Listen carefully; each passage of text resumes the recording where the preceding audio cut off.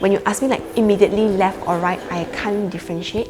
So I need some time to actually think, left and then this is right. Yeah, so I tend to get a bit confused, even up and down also sometimes. Yeah, the brain is confused, so it's like a mirror effect.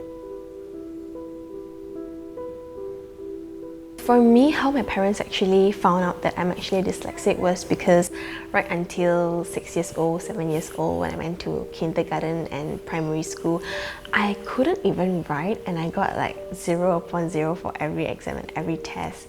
This is quite horrible because my mom actually is a stay-at-home mom. She gave up her job just to look after me as she felt that I was a bit slow compared to other kids.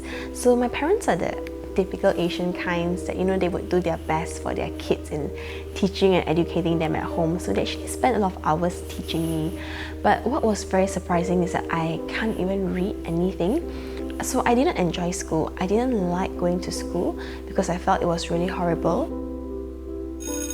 Going to school was quite tragic because I couldn't understand what was happening during class at all. Like when people say, oh, it's now recess time, then I would go for recess, and people say, oh, it's now time to go home, I'll go home. But it doesn't seem that I understood what was actually happening in school. So as if I was just following people, like people said, oh, now we're going to the computer lab, and because I was a dyslexic, so I couldn't differentiate the timetable.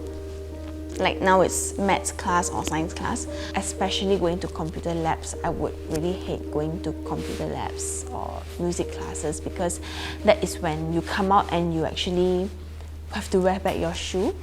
So I was very scared of the coming out part because first of all, I cannot identify which is my shoe, like there are so many shoes. Kids just throw their shoe when they enter the room.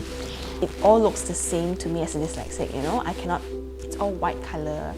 I can't differentiate, and when I find it, I can't even differentiate like whether it's left or right. So it would take me a while to actually wear it, and what was very common was I would be the last person to wear the shoe and like leave the room. So what my mom did was she draw a star, or she actually put a sticker on the shoe. So it means I wear that one first on the left, only I wear the other one. So that kind of helped a bit instead of me walking around the whole school with the wrong side of kasut. Teachers actually label me that they thought that I was stupid and dumb. So I think it's a very common label for people to label dyslexics that, oh, you are very stupid, you are dumb, and you are very lazy, because teachers feel that you do not put in extra effort. But actually, it's not the fact, because dyslexics, they actually look at things in a different angle. We learn by seeing visuals, and pictures very helpful. So for example, if a lecturer comes into class and he or she actually draws, like even charts or plans on the whiteboard, it really helps a lot. So compared to words, we can't really understand.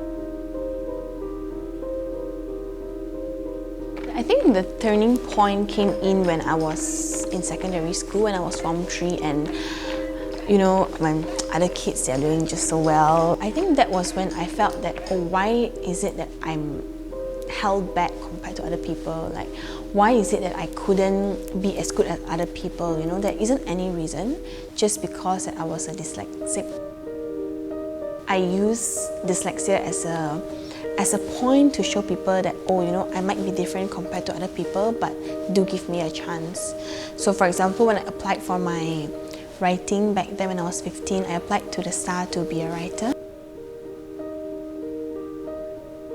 But what happened was when I entered secondary school, and as I get elder, I found out different methods for myself. For example, like, oh, when I write, I have to write bigger compared to other people, because if it's too small, me myself, I can't read.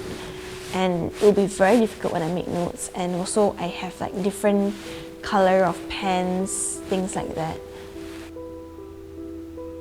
So how my parents motivated me was every time after exam, they would go and buy me fridge magnets. So fridge magnets is that it's something that I like because it's small and cute and you can paste on the fridge. So normally, like children, when you have a wall of achievement, when you have stickers, right? So this is the same concept. When you're a good kid, they give you more stickers. When you put in your try to do something, then my parents actually bought me magnets to put on the fridge.